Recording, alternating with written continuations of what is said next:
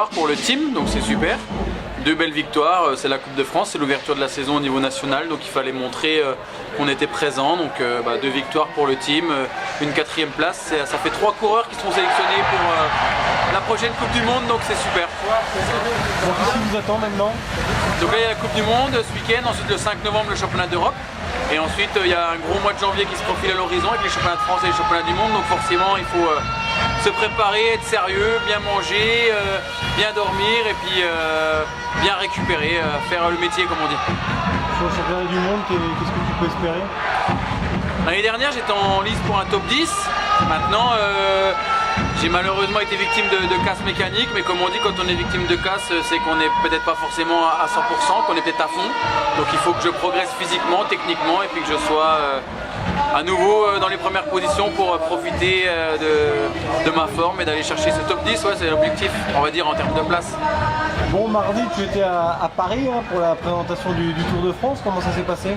Écoute, bien, j'étais en studio avec Eurosport. C'est vrai qu'on a pu analyser et voir un petit peu ce qui s'était passé pour le prochain Tour de France. Donc voilà, c'est un beau Tour de France, je pense, qui s'annonce en 2018 avec un parcours vraiment très difficile. Et puis cette étape pavée que tout le monde attend du côté de Roubaix. Donc il va y avoir du beau spectacle encore une fois. Et on espère que les coureurs feront la course parce qu'on a beau leur mettre n'importe quel parcours, c'est les coureurs qui décident. Bon, pas de Vosges cette année. Bah non, on peut pas être servi tous les ans. Il y a les Alpes, il y a les Pyrénées. L'année dernière, c'était l'Ouest qui était totalement, j'ai envie de dire, seul, victime du tracé. Donc cette année, c'est nous. Bon, ça reviendra l'année prochaine, j'espère, en 2019. Quelles seront les étapes stratégiques? La montagne, comme d'habitude? Ouais, il y a la montagne, il y a 2 chronos quand même, avec ce chrono par équipe dès le 3e jour. Et puis cette étape pavée, comme j'ai dit, entre Arras et Roubaix. Donc il y a 2-3 étapes très pièges où on peut perdre du temps, mais évidemment, gagner du temps, ce sera dans la montagne. Bon, forcément, ça sera encore une belle fête du vélo, ce Tour de France.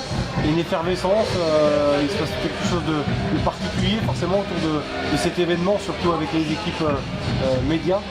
Oui, c'est sûr. Après, le Tour de France, c'est après les Jeux Olympiques et la Coupe du Monde de foot, l'événement sportif le plus attendu, le plus médiatisé. Donc effectivement, c'est une sacrée compétition sportive et effectivement un sacré business et une sacrée organisation autour de cette épreuve. Donc c'est sympa d'y être aussi, même du côté des médias. Donc c'est un vrai plaisir de vous retrouver au mois de juillet pour le Tour, sans problème. Bon, pour conclure, c'était la course aujourd'hui. Ouais. Aller-retour Paris et t'étais à l'heure pour le match de hockey. Exact, j'avais vu que les trains c'était compatible de faire l'aller-retour à Paris, faire la présentation du Tour et puis de revenir pour le match des Guémio. Donc voilà, c'est top. Dès que je peux, j'en profite, je vais avec mon gamin, on est tous les 2 fans. Donc voilà, je mets mon costume de supporter. Juste un mot sur l'équipe Canyon. Ça a changé de nom par rapport à l'année dernière. Rappelle-nous pourquoi. Alors le Team Chazal Canyon, on est inscrit désormais à l'UCI, on est une équipe internationale. On était un club avant au niveau fédéral, donc là maintenant on a dû changer l'appellation, ça s'appelle Team Chazal Canyon parce qu'on a inscrit l'équipe au niveau international. Donc ça veut dire qu'on a une vraie légitimité par rapport à nos sponsors et surtout par rapport à notre niveau parce qu'il y a seulement 13 équipes qui sont inscrites au niveau international. Donc voilà, c'est le début encore et d'une belle aventure parce qu'on progresse chaque année.